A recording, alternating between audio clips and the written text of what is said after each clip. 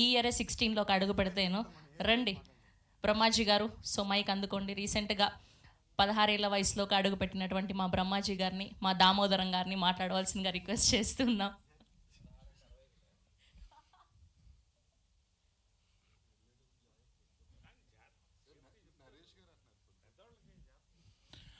అందరికీ నమస్కారం అండి. మొత్తం నేను పర్టికులర్గా ఈ ఈవెంట్కి రావడం, నేను కృష్ణ గారి అభిమాని. సో డెఫినెట్గా నేను 100% ఉండాలని వచ్చాను.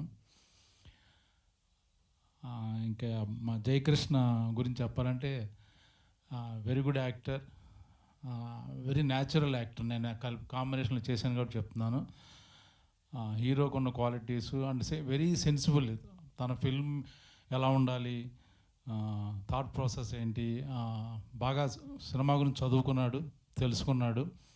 మంచి సినిమాలు చేయాలని తాపత్రంలో ఉన్నట్టు నాకు అనిపించింది. హోప్ ఆయన చేస్తాడు అనుకుంటున్నాను నేను. ఈ సినిమాలో మోహన్ బాబు గారు కాంబినేషన్ కూడా చేశాను. Very happy.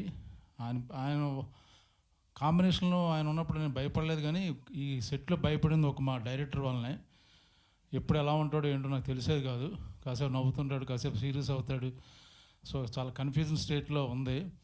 మరి నెక్స్ట్ సినిమా ఇచ్చి అప్పుడు నాకు తెలుస్తుందేమో, కానీ నిజంగా ఈ సినిమాలో భయపడింది ఒక్క డైరెక్టర్ వల్లనే.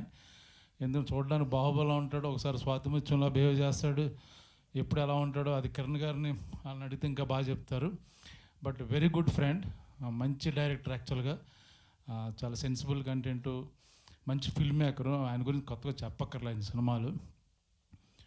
ఇంకా తమ్ముడు నరేష్తో యాక్ట్ చేయడం జరిగింది. కాంబినేషన్ మాకు అంటే గొప్ప క్యారెక్టర్ కాదు నాది, బట్ మంచి క్యారెక్టరు.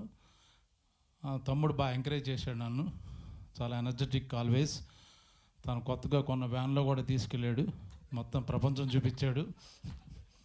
ఇద్దరం కలిసి మోహన్ బాబు గారు ఒక నైట్ ఆయన డిన్నర్ పెడితే మేము ఇద్దరం వెళ్ళాం. ఆయన మా అమ్మ బాగా మాకు భోజనం పెట్టి, ఏంటంటే 2 సింగిల్ మాటలు కదా ఇచ్చింది మనకి, గిఫ్ట్లు కూడా ఇచ్చి పంపించారు. పర్లేదు చెప్పుకోవచ్చు అన్న, ఇప్పుడు జెన్జీ బ్యాచ్ కదా, ఇప్పుడు ఓకే, సీరియస్ అవ్వద్దు.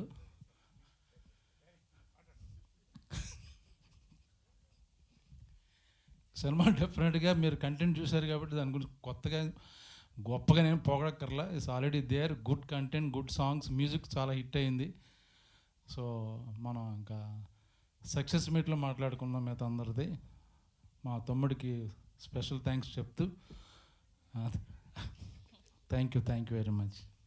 ఇలా ప్రతిసారి